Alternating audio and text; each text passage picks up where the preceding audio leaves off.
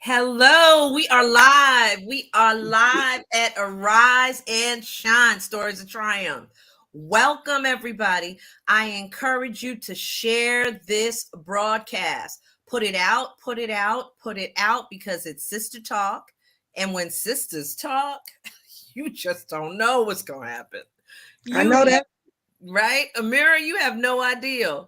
So we have some amazing women in the room. I'm sharing my space this morning with fire. I'm gonna tell you, one of them, well, they're both packing fire. One literally used to walk with fire. I don't know, I won't have her claim that she's packing today, but we have a warrior from military background, and we have a warrior from just the game of life.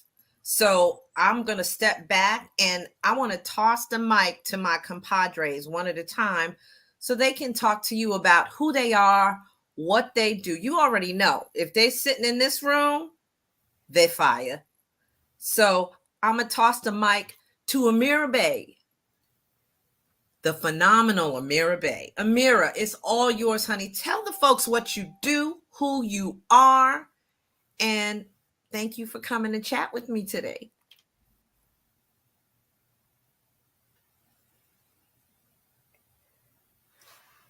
You good, Amurra? Yeah, there we go. Because I had some hesitation there for a second. We heard it.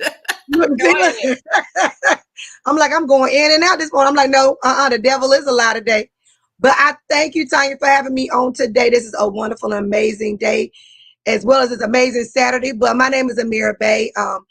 I am the host of the Girlfriend Chit Chat Show, where we talk about life, business, and everything in between.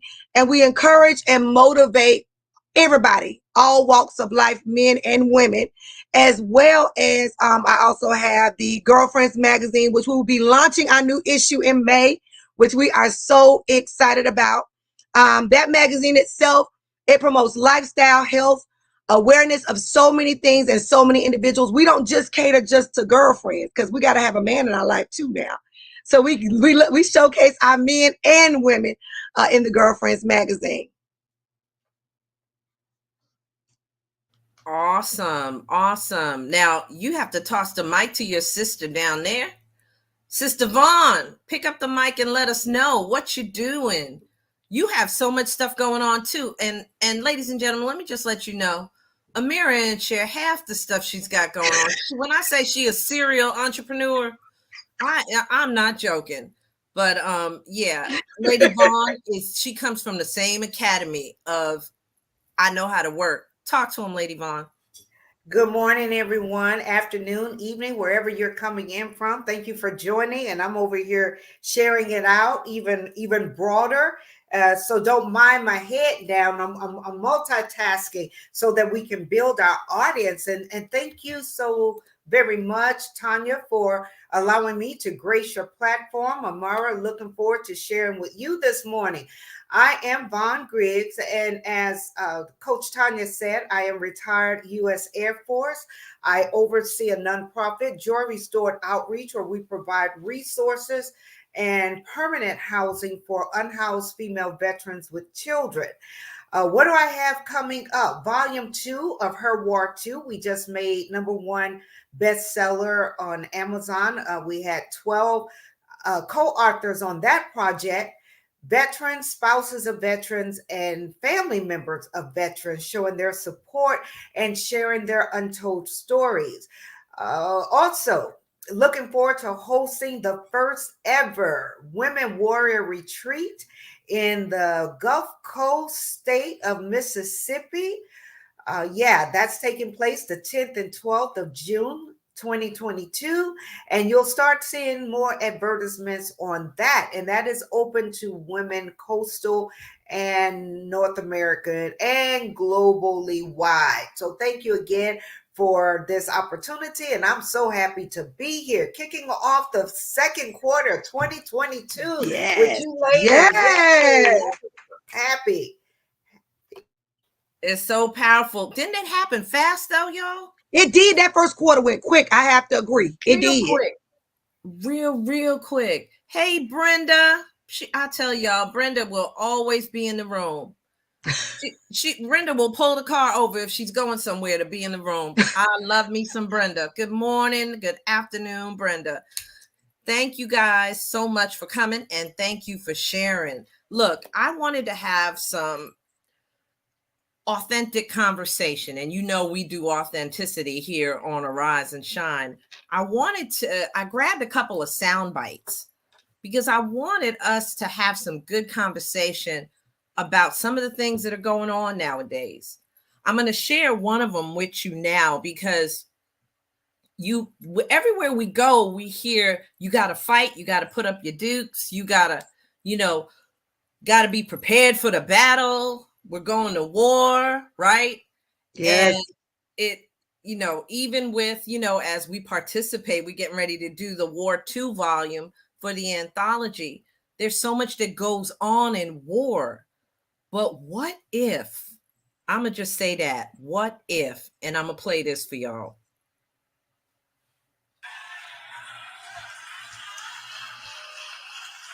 Sometimes God will make you go through something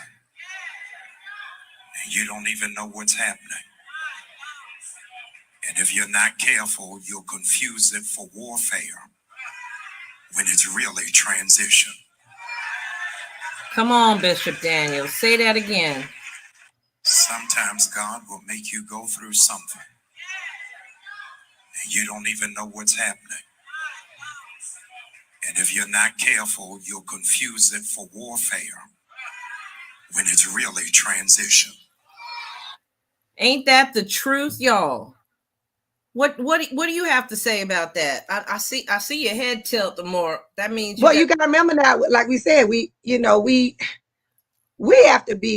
to have open our ears to God first and foremost. You got to be able to hear from God to be able to decipher and understand what you're going through. Because you really can't confuse warfare with transition. You can confuse warfare with being stretched by God. There's so many different ways of looking at that. And a lot of times we don't understand. And that's why I said, we were talking earlier, you have to be able to ask God, what is it that you desire from me? What am I having to do? What am I going through? And if you can't decipher it on your own, you've got to ask God questions. And like I said, sometimes we don't want to ask God questions because then we are doubting what he is asking us to do. And that's not doubt. That's just having an understanding, having that clarity. And you have to be able to say, God, like we go to God all the time. God, where will you desire me to be in my business? God, where will you desire me to be in my life? What do you have for me? I have to ask those things. I have to, because God is at the forefront of everything that I do. So if he is, hey, if you designing, if you building this for me, and this is what you desire for me to do, then I need for you to direct me. And sometimes it is your stretching season. Sometimes it is your transitioning season. And you feel like you're going through something because I'm going to tell you, I done been through it. Come on now. That's for real. That's real talk. I've been stretched, and sometimes I don't like being stretched. And I tell God I don't like being stretched. But sometimes we get comfortable. And you can't get comfortable with God because he said, oh, okay, you all comfortable. You good. You sitting over there on your sofa chilling. You having a good time. Oh, no, we can't do that. No, God, but I'm good. I'm good, God. Believe me, I'm good. Don't move nothing. Don't shake nothing. I'm good right here. I'm good. I'm good because a lot of us are like that. Yeah. We're good. But now when God tell you to move and you don't want to, then you like, okay, now you move me out of my comfortable space. And I don't like that. Mm-hmm. So you think it's warfare. Oh, the enemy coming for me. Oh, he doing this, doing that, but it ain't always the enemy. That's right. He gets too much credit, I think, That's what he like. He wants you to give him credit. Mm-hmm. Yeah, he gets too much credit. Vaughn, what do you have to say about the whole confusing warfare with transition? I know you done been through some stuff, so.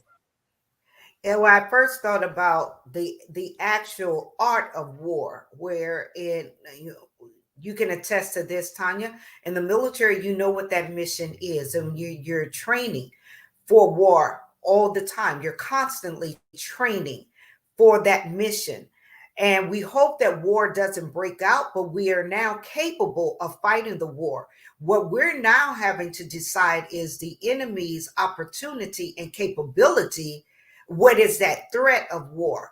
And I want to commend Amurra, because sometimes we will confuse that this is a time for me to fight, but we have to ask God, what is the season that I'm in? Is this a time for me to retreat?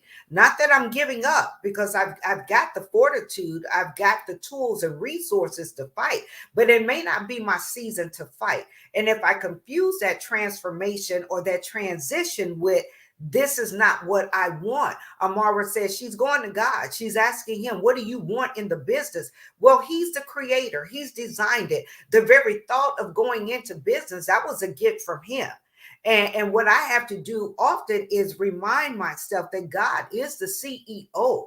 He only allows me to orchestrate his plan. So all of that ties into when it doesn't look like what we want it to look like. We can label it, oh, the devil is trying to give, oh, this is the plan, this is the attack. And it may not be an attack at all. We have to stop, put the brakes on, and ask God, what's going on? What would you have me to do? I mean, I'm thinking about David. He said, God, should I go up and pursue? Even to go to war, he asked the permission. He had the capability, he had the men, he had the resources, but he had to hear from God. Is this the war for me to fight at this time? And if we're fighting in the wrong season where we should be retreating, so maybe it's the season for, let's say, studying, right? Studying the craft of the business. It could be the season that you're investing. It could be the season that you're reaping. And so all of that is very important. And we can't stay stagnant. We should ever be evolving. So if that's the time for me to work in the business, okay, but it may be the time for me to work on the business. I may need to use this next 6 months and take some professional courses to help me move that needle along. So absolutely. Consulting with God. Is this warfare? Is this a test, a trial? How are we going to triumph? What shall I do? And then there's that time when I'm thinking, when God said, all I need you to do is be still, because this battle is not even yours. I've already won this. I need you to be still and learn the lessons that I'm teaching you. I don't need you to fight at all. I got this. Yes, I love that. I love that.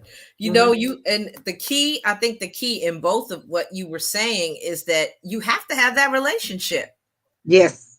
You have to have that you can't go off willy-nilly making decisions, and then when it don't work out, you're like, well, dang, why didn't it work? It didn't work because you off half-cocked by yourself making decisions. You haven't asked Daddy. That's what I always say. I got to talk to Daddy.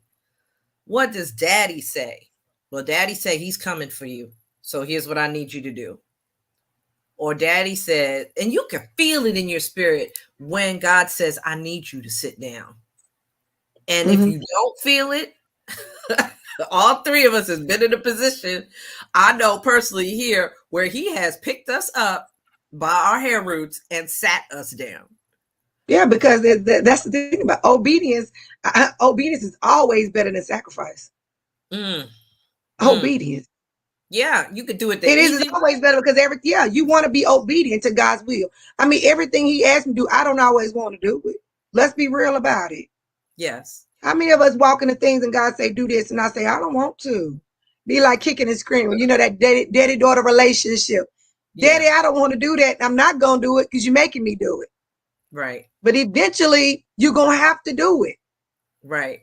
You're going to have to eventually do it. I mean, it's not what you envisioned yourself doing, but you got to do it. And you don't even know what's at the end of the road. You don't even know why he has you doing it. It could be bettering yourself. Like earlier, you were saying about, preparing you, getting you ready, and a lot of us don't want to take the brakes on things. We don't want to stop, pause. Let's rewind this back a minute. Let's take a moment and rethink this thing. Why I got to rethink? No, because first of all, some of us, I'm in recovery. Let me say that now. But some of us have that disease called FOMO, right? Where you fear of missing out. So you just driving forward. Oh, well, if I don't keep going, I'm going to miss this opportunity. I'm going to miss that opportunity. And God just trying to get you to slow down and revel in what he's doing for you now. Heck, sometimes it's what has he done for you already? You so busy going 85 miles an hour, you haven't stopped to say, look at what God has done. Oh my word. Everybody don't go to #1 bestseller when they release a book. Sometimes people don't even know that the book came out. Right? Everybody don't end up with such following that they end up with a magazine because of the popularity of the show that they started, when really they were just sitting around one day and was like, I should do a show. Look at God and look what he's done in relation to what he's getting ready to do. But we running for the what's next, right? And sometimes we just got to slow our roll and say, thank you, Daddy. And so how should I perceive what that young lady just said to me or what she just did? And not react, but respond. Because you've had counsel and you didn't come out your face all crazy right away. Mm-hmm. Right? Right. Mm-hmm. Vaughn, isn't that emotional maturity? Absolutely. And it's also wisdom. I don't have to. So what you said, how do I respond? I have the right to remain silent. Anything that I say or do can be held against me. Our words bring life. She gonna make me play that. She gonna make me play that. We're gonna make that into a quote. I'm gonna make that into a quote what she just said. Okay. Now I'm confessing, because I look back and think there were times where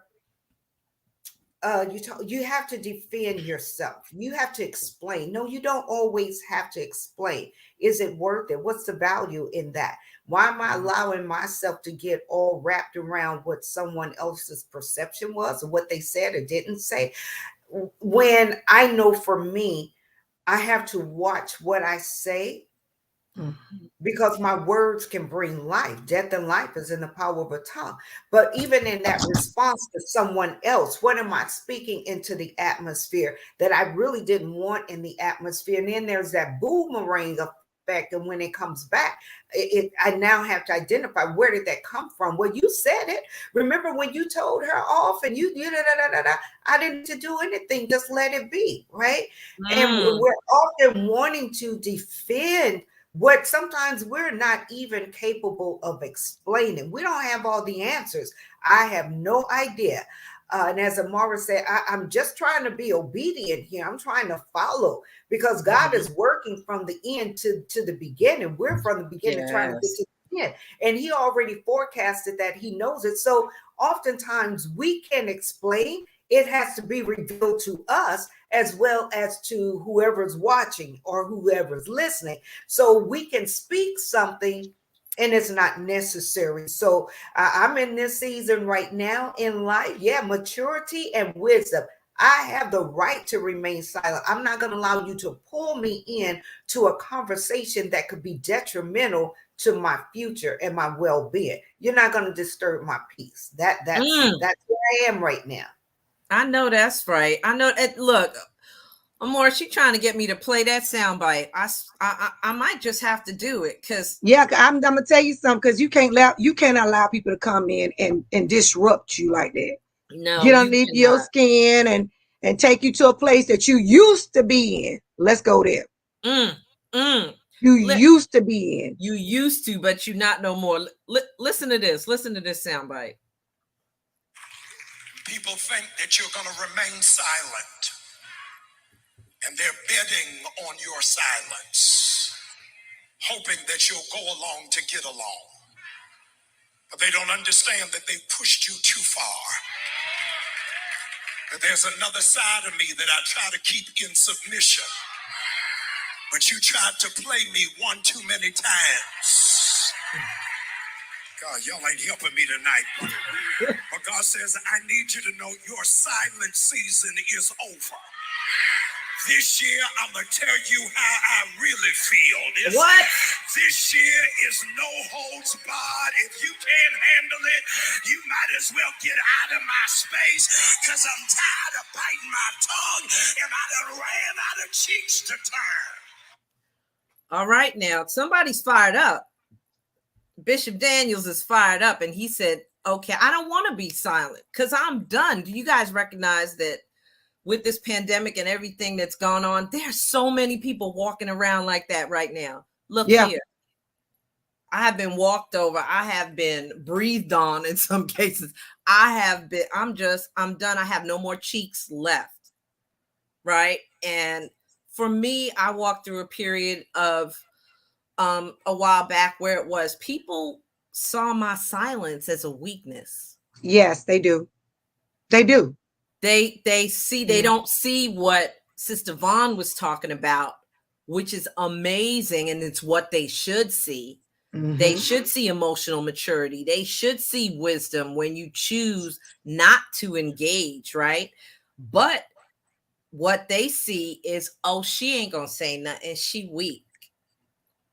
She let people do whatever they want, right? So is that their mistake and their miscalculation, not knowing the relationship that you have with God to keep your feet planted and not go Isha, as me and Benicia would say, go Isha on them, right? Or the other side of it. I mean, I want to hear you guys take on what Pastor Daniels was just sharing.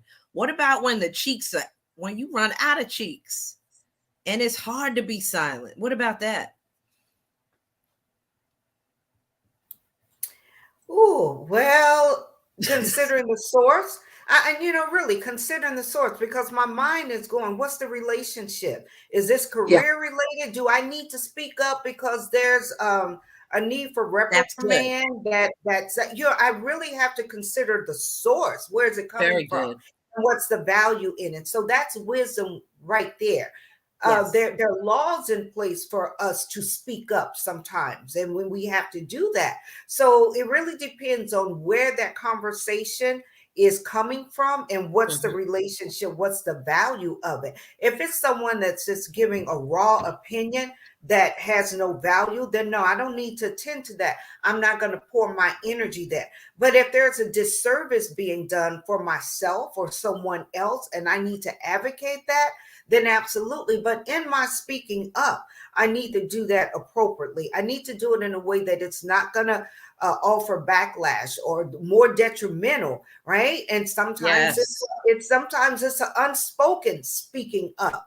My body language or my silence can be the voice, right? I must have hit something that did. I mean, if you really have to look, because for me, it's both and all. Really considering, where's this conversation coming from? It could be a written conversation by email. How do I curtly respond? Respectfully, and get my point over, and yet have the respect for the other person. Emails are difficult. Text messages are sometimes difficult because I don't hear that voice tone, and you're trying to decipher that. And sometimes I'm not responding to this email. What I am going to do is ask, when can I get on your calendar and we have a conversation? Because I need more information before I give a response. So for me, Tanya, it's one and both and all, really considering where is it coming from. Amurra, what do you have to say? That's so good. I love that point. Sometimes your silence is a response. I love that. Sometimes we don't want to entertain confusion.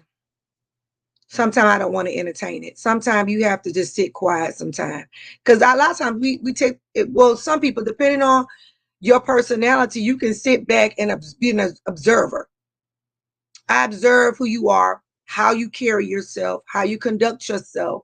And then it allows me to see if it's even worth my time even opening my mouth to you. Because then you may not even be receptive to what I have to say.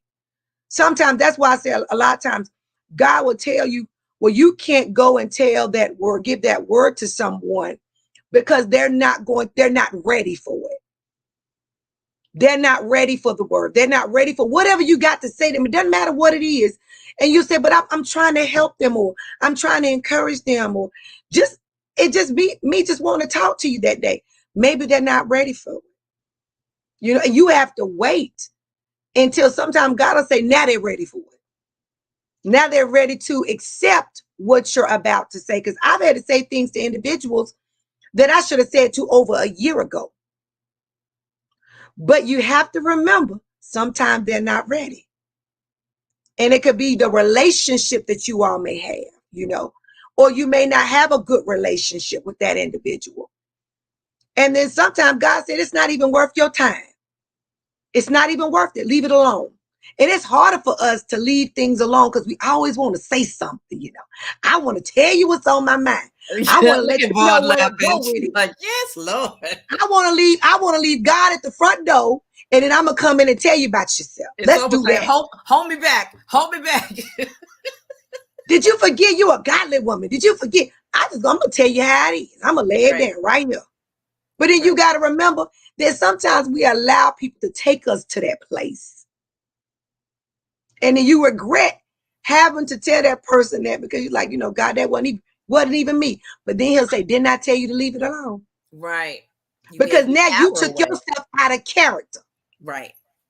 And you should not have had to do that. Right. But because you wanted to do what you wanted to do, and you felt like, I got to get this off my chest. Did you go ahead and tell them where to go? You know? Yeah. But then the thing about it is, did it work out for you? Did it do what it was supposed to do? You know? And did the person have a better takeaway than if you had waited? Mm-hmm. You know? Mm-hmm. But that's what happens when we get good and angry. We want to have somebody take us out of character. And then sometimes you want to be taken out of character. Okay, you trying me today. Well, you got me on a good day. You got me on a good day. That's that physical move that I talk about all the time when you're like, come on. You know what I mean? And I'm a Brooklyn girl, so that's always going to be in me, right?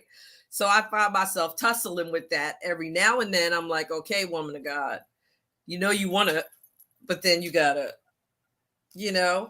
I think that's real, though. That's real. It is everybody real. has triggers. We all have triggers. And sometimes people that you're connected to that know you, who used to know you, the old you, know your triggers.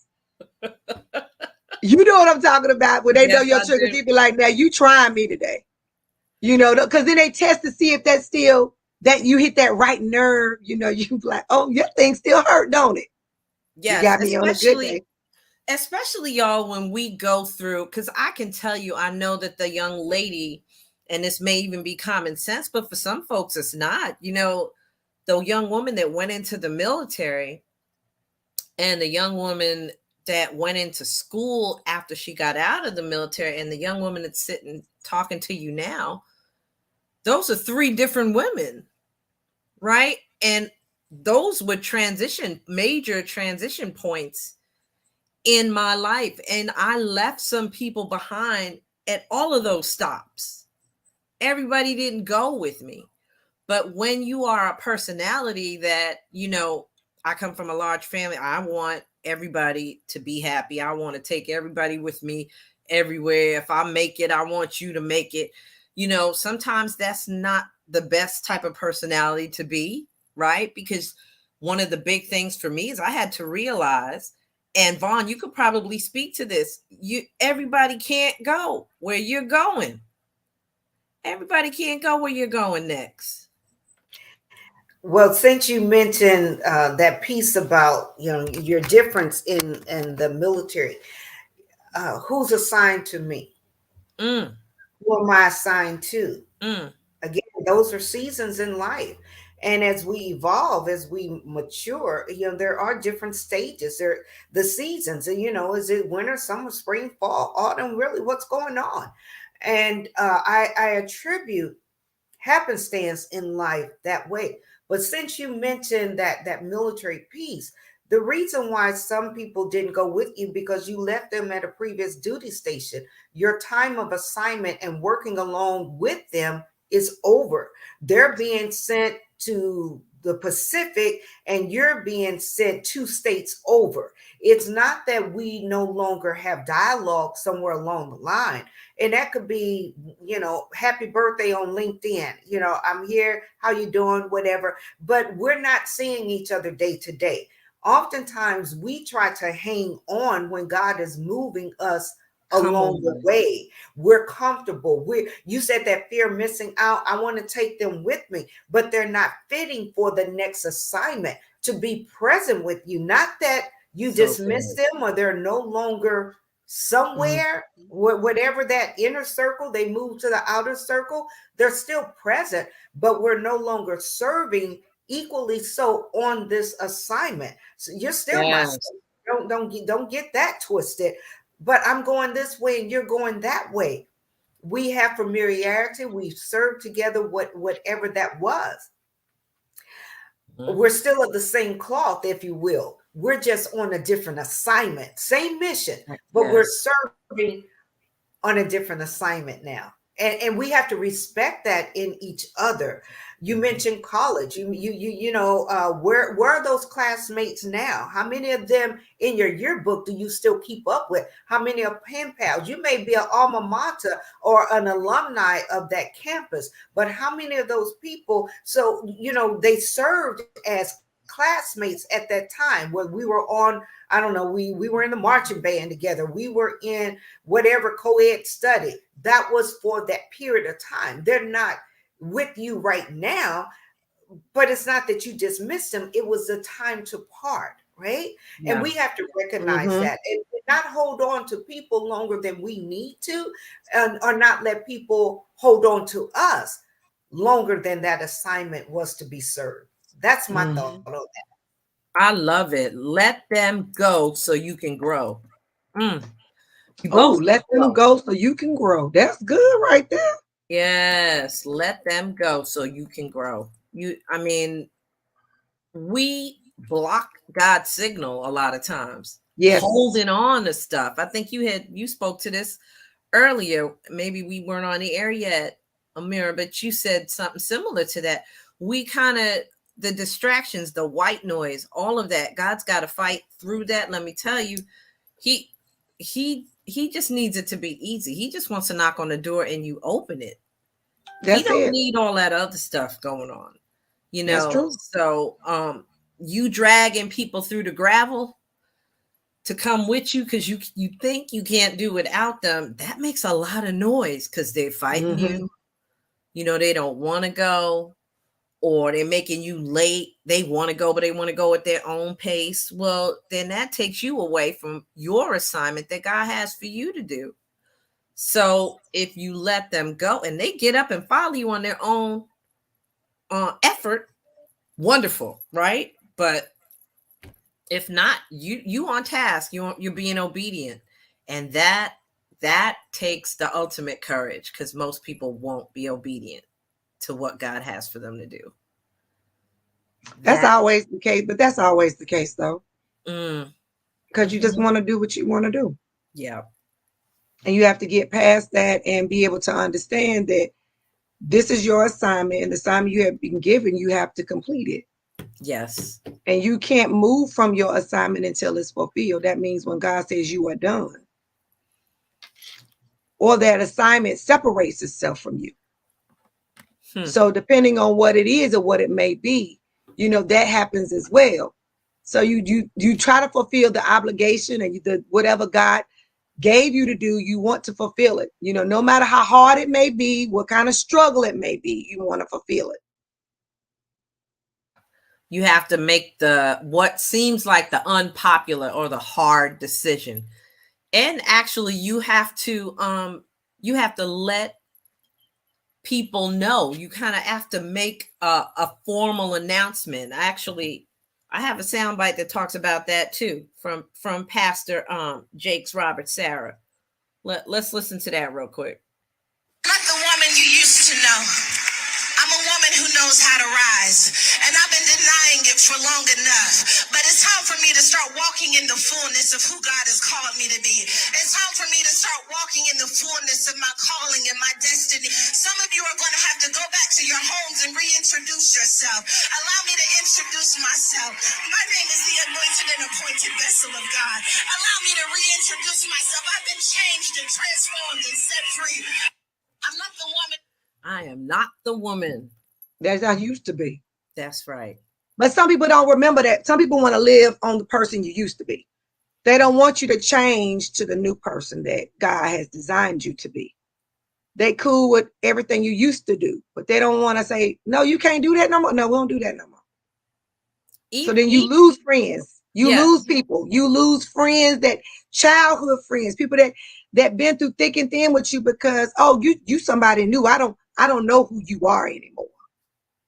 And that's so true, Amurra, that you actually, I mean, there's no denying that hurts. You know, that hurts, whether it's folks that you were ride or die with growing up, or as Vaughn brought up earlier, it's even in the workplace, right? Where, you know, for me, I got promoted very quickly when I got into corporate.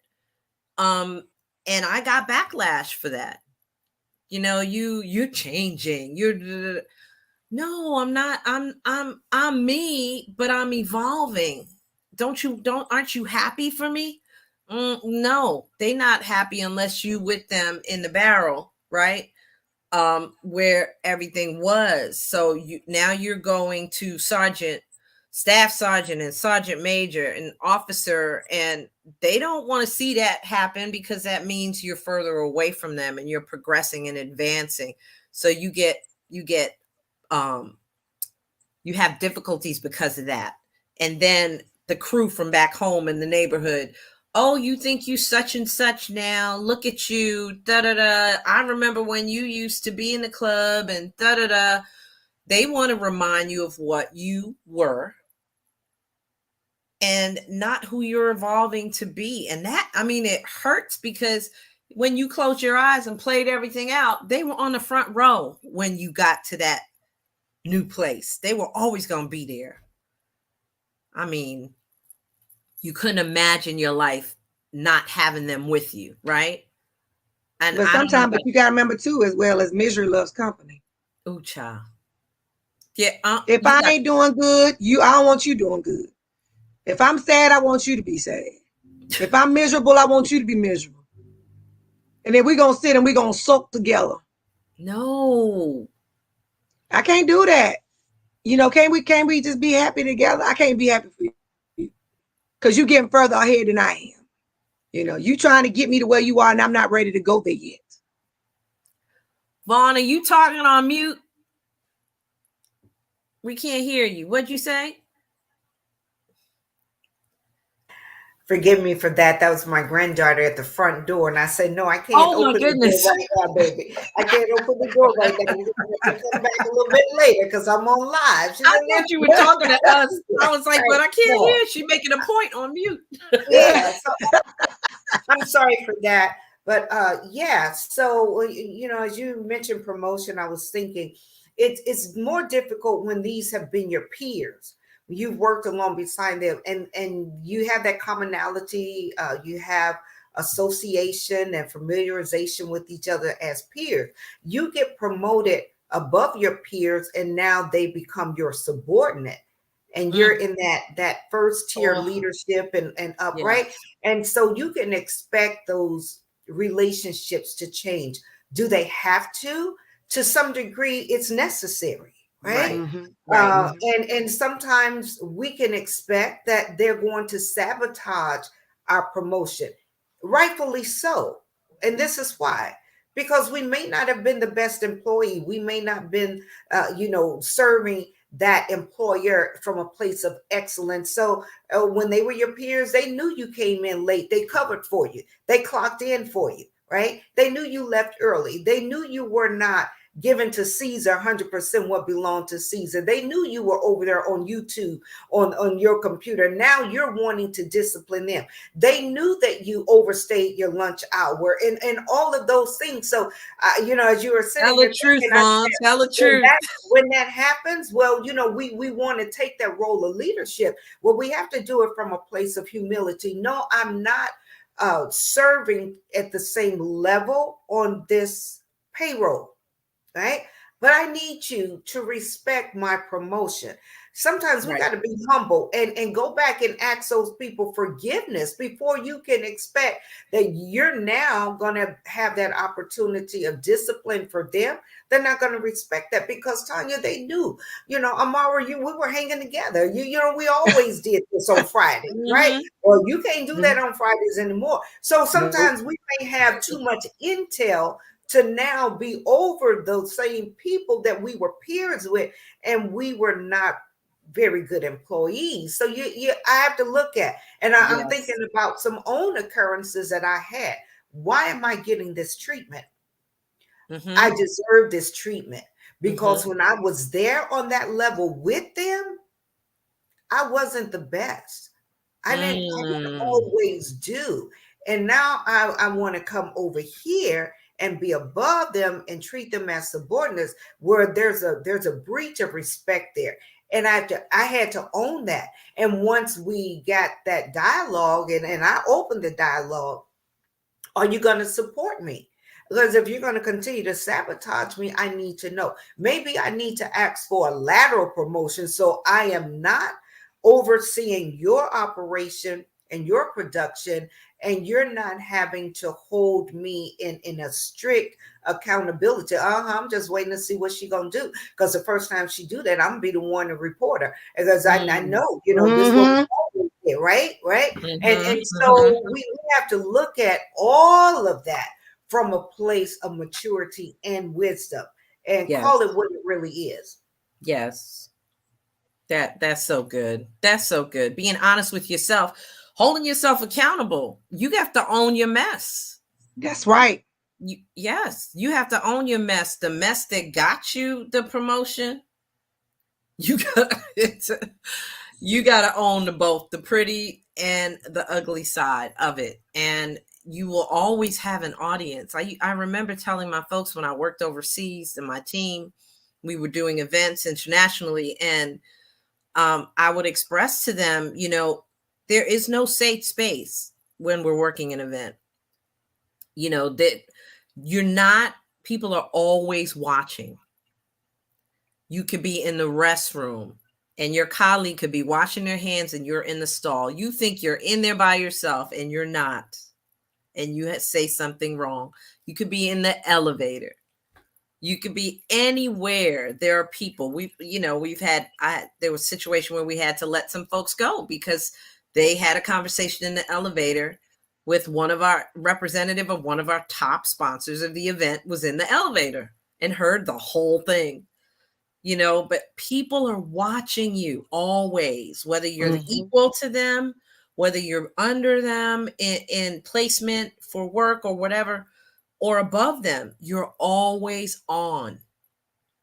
The only time you're not is behind closed doors, you and your savior. Every other time it's free game. So you must handle yourself accordingly. And that's a lot of pressure for some folks. That's a lot of pressure. You mean I'm always being watched? Yes. You are, literally, by the king and then everybody else. You always being watched by the Holy Spirit. Everybody's watching you. So how are you going to act? What, Go ahead, Vaughn. I see you smiling. Go ahead. I thought about that old R&B tune. I always feel like somebody's watching me. That's right. That's the truth. Isn't it true, Maura? I mean, and you've got a strong retail background, which, even in your career life as well as your business life, you understand retail. That's one of the biggest areas where that truth prevails. You're always being watched. Everything you do. The one person you think isn't watching you is watching you. It's like people coming up your feed and they're watching your lives and they're watching your programs and things. And, people always say, oh, but nobody's ever commenting on my stuff. Let me tell you something. They watching. They may not say, oh, that was good. Oh, I got a lot from what you just said. Oh, that was good, girl. I love it. But trust me, they're watching. I don't care if they watch 2 minutes or 1 minute of what you said. I guarantee you there was a takeaway. Yes. So true. So true. I mean, I You couldn't look have for said the it better. comments. Yeah, you look for the comments and the comments aren't there. But trust me, they took away something.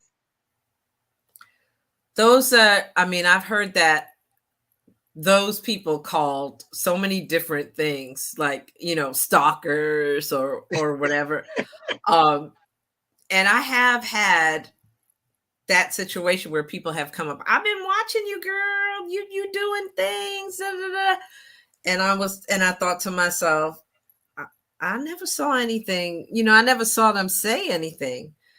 And it didn't hit me until honestly, till it happened to me. I'm like, well, goodness, I guess people are just strolling through social media, just kind of checking things out, listening to entire shows for an hour, never saying a word, not even a word of encouragement, just kind of taking it all in behind the scenes. And then there are the ones that feel like that anonymity gives them power to say whatever they want to say in that comment section too. Those are the other ones that just speak, behind the veil of whoever they are online. They both can be very dangerous. Very. They both can be very dangerous. Very If dangerous. I can add to that, Tanya. So I see sometimes where celebrities may say they don't even read the comments, right? Good, bad, or indifferent, because that's not what they're wanting to feed off of. So yeah, people are watching. You're right, Amurra. They're going to take something away, if nothing else, to see that you're moving. You're doing what you promised yourself and God that you were going to do, right? You're completing your assignment. You're on your journey of destiny. They may not say anything in the comments, but I believe they're saying something. They may be saying it to themselves. They may be saying it to other people. They may be saying it in their thoughts, like, oh, there she go again. Oh, she did this or she did that. Yes, you're right. They are watching. They may not comment, but then we can't get hung up. We should never get hung up on the what I want to say, the applause of man. Congratulations. Yes. Everyone's not happy for you. Everyone's not going to applaud you. When we focus on the comments or the applause of others, women, it takes away from the value. I'm doing my God-given duty to do, right? But if I take the applause of man, what happens when you mentioned earlier, Tanya, that rejection? Oh, they're not. Well, why were you depending on their comments anyway? I need to get to 1,000 likes. No, I only need one, because this is what I'm reminded of. If I reach the one, if I reach the one that I was assigned to, if I reach the one I was called to, yes, ma'am. To God be the glory. Yes, ma'am. That's it. I don't need 24,000. And I'm going to say this, and I'll be transparent here. When I put the show on, or the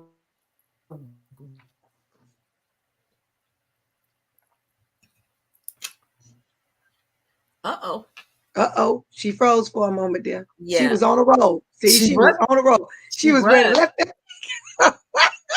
That's one time, but we want to blame there she comes. There she go. Yes, see.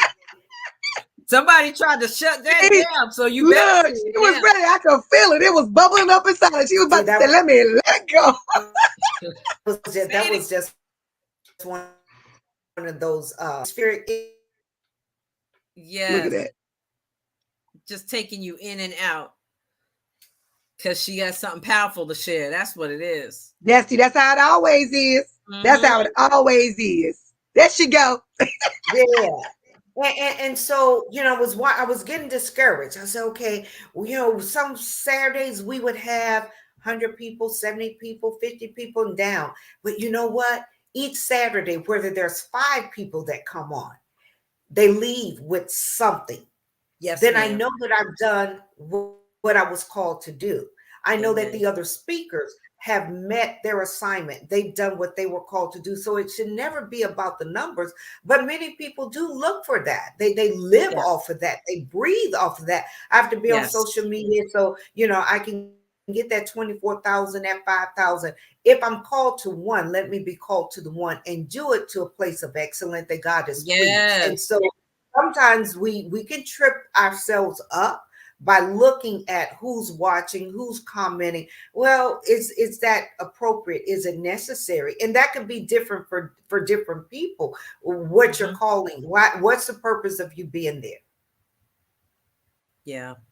Yeah, and that's real talk. That's so true, because so many people drive. I mean, their car is run on the gasoline of what other people think. And they need that. They need that in order to be accepted in their own heart. They run off of that gasoline. Who liked my posts, who's following me on Instagram, and how many people they have behind them on a certain page, when in actuality, the business perspective and the personal need of satisfaction are really two different things. They're really two different categories. So are you driving yourself so hard because you want to feel loved and you want to feel appreciated? Or are you going the extra mile because you were taught in marketing, the more people you touch, the bigger your reach, and you're trying to build your business? So now that it becomes a business decision versus they don't like me, which is totally two different things. Right? Totally different, right? And we have to compartmentalize that. We have to seek the wisdom to know which is the difference, and not have a blend that it becomes detrimental on either side of that. And if you're only seeking the validation, so be it. I'll tell you, I just recently found out that a lot of the social media apps are there for monetization. People are getting paid for that following and those comments, right? Because it changes the algorithm and all of that. But if I show up there and that's not what I'm called to do, it's going to be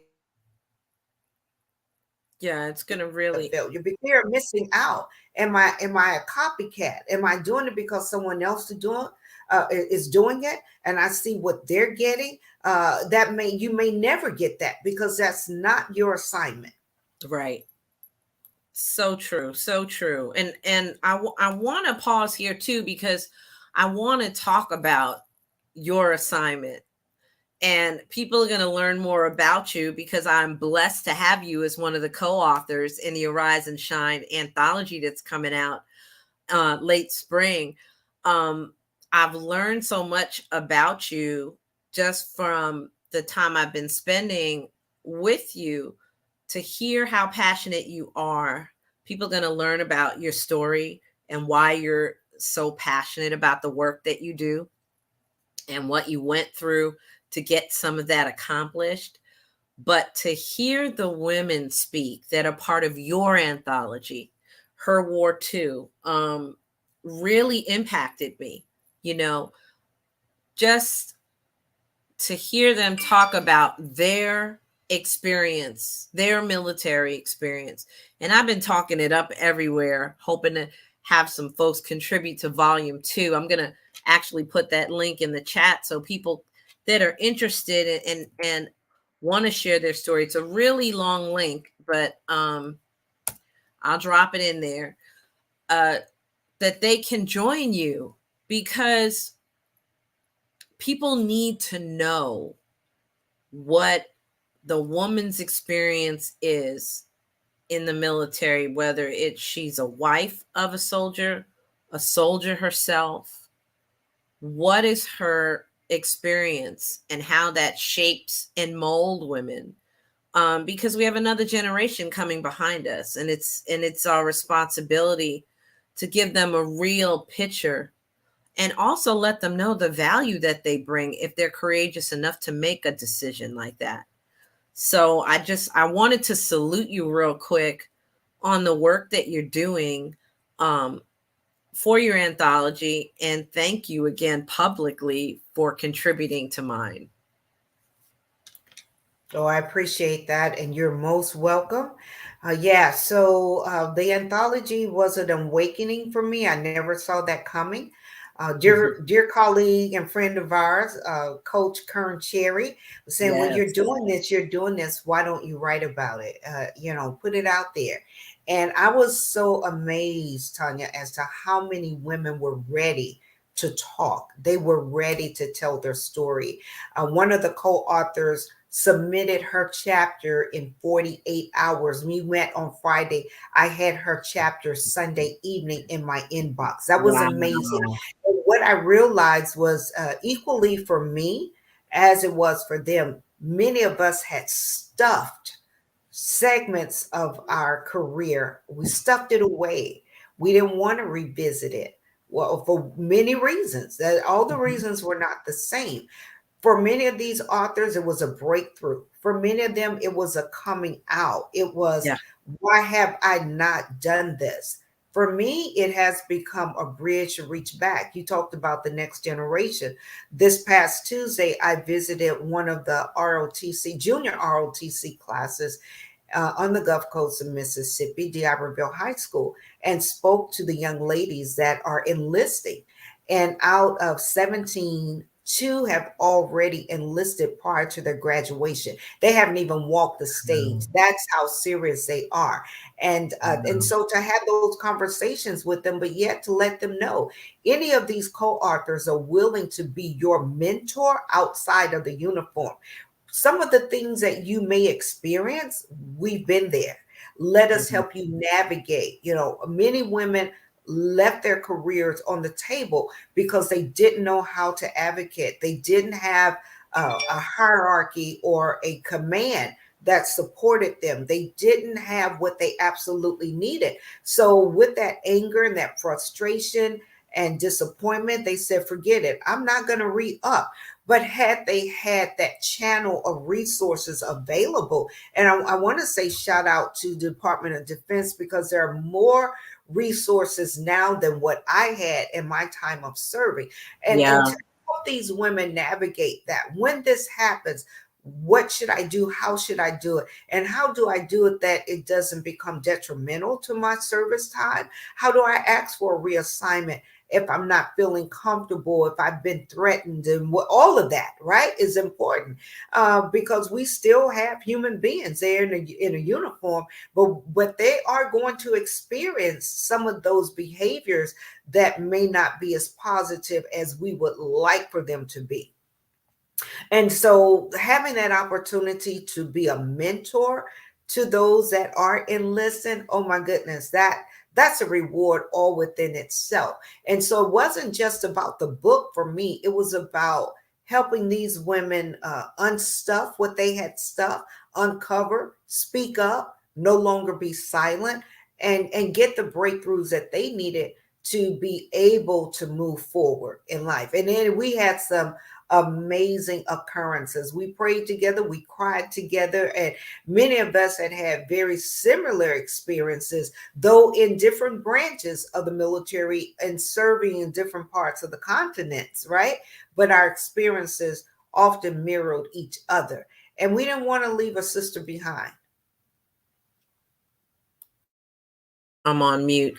We don't want to leave a sister behind. We never do. And a lot of folks will say, I'm part of the group that talks about the mothers of the church and how we went through a whole period of not having any.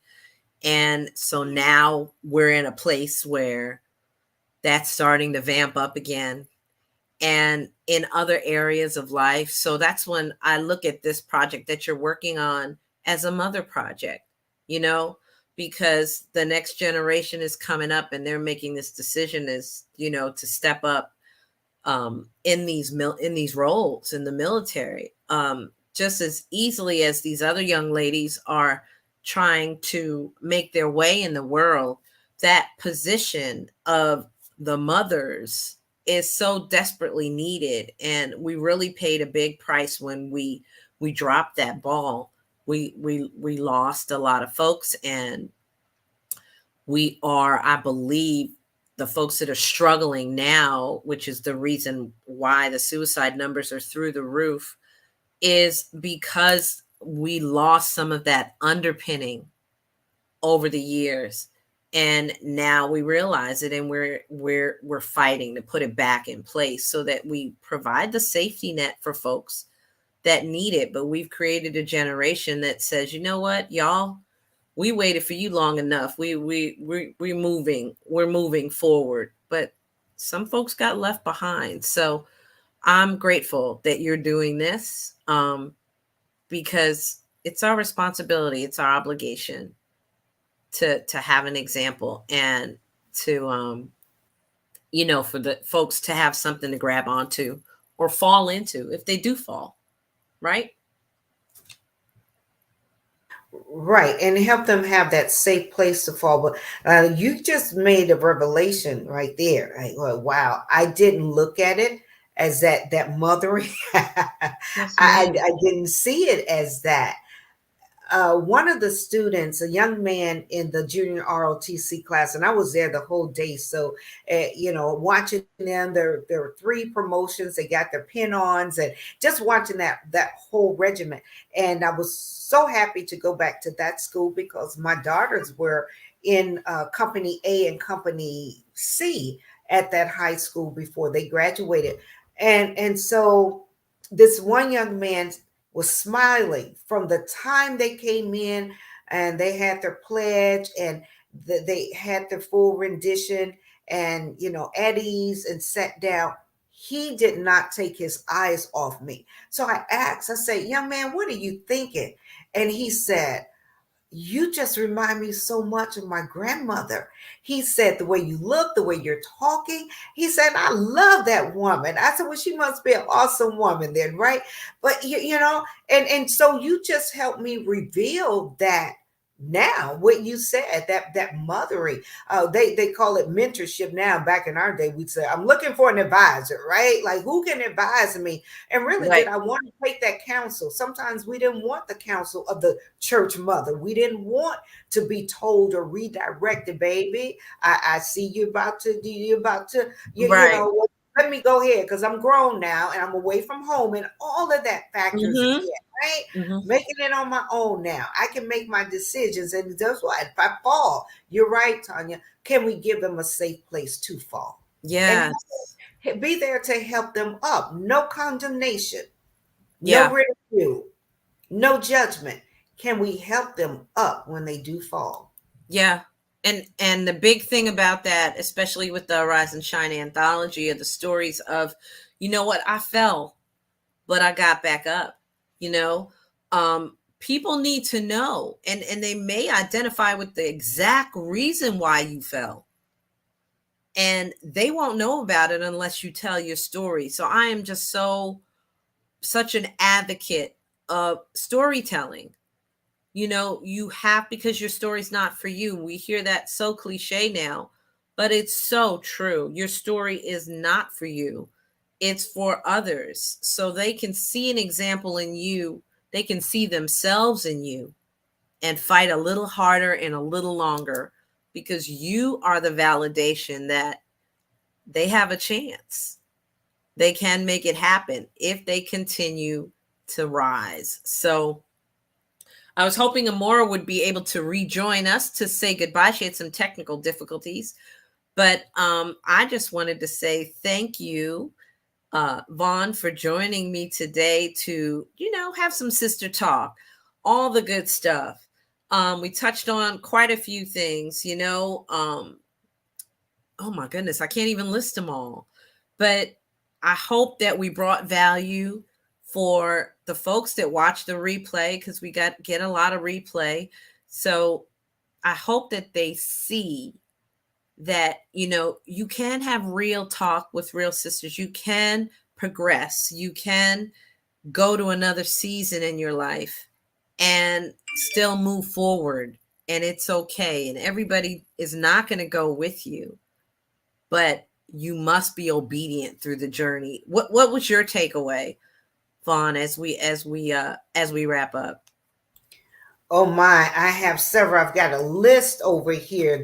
The warfare versus the trials, the transformation or Oh, transition. that We're was fighting good. when we don't need to. I've taken away so many. That silent piece. Do I need to speak or not speak? And am I speaking from a place of wisdom, or am I speaking from a place that I'm going to regret that I said that later? But I want to say it. I'm fed up now. I'm not turning another cheek. You're going to get what you're going to get, and I'll repent about it later. That's what I got out of that, right?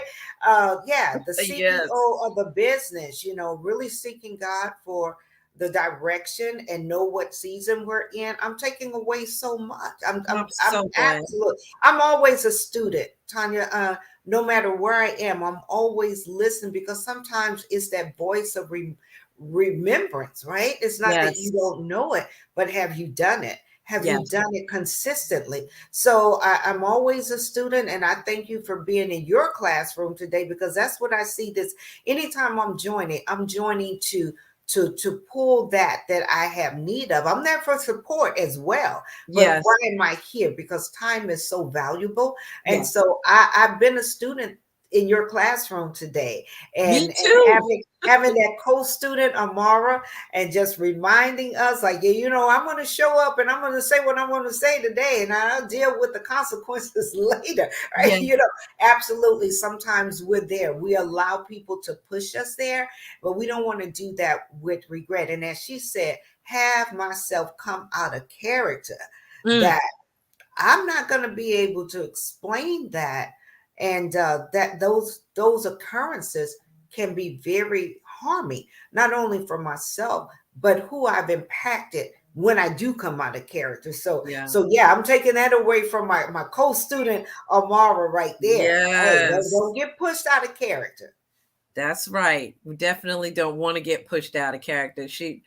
You guys just brought so much value to the conversation. So I want to definitely thank you both. I'm going to go ahead and put Amara's link for the Girlfriend Chit Chat show, the website, the magazine. So you guys are sure to reach out to her as well. These women are a class act, both personally and professionally. So make sure that you look for them both on Facebook and Instagram. And what's your handle on Instagram, Vaughn? Joy Restored Outreach, JoyOutreach Outreach. That's the nonprofit that I oversee Mhm. for resources for female veterans with children. And on Facebook, LinkedIn, you can find me by my name. My business links are there. So yeah, Joy Restored Outreach or Vaughn M. Griggs. You'll find me on different platforms. Thank you for Awesome. asking. Yeah, of course, of course. Show them some love, folks. Definitely go and check out their projects, and definitely check out the Girlfriend Chit Chat show and the upcoming anthology. Um, sorry about that. And we look forward to seeing you next time on Arise and Shine. Have a great day. Great day, everyone. God bless you. Bye-bye. Bye bye.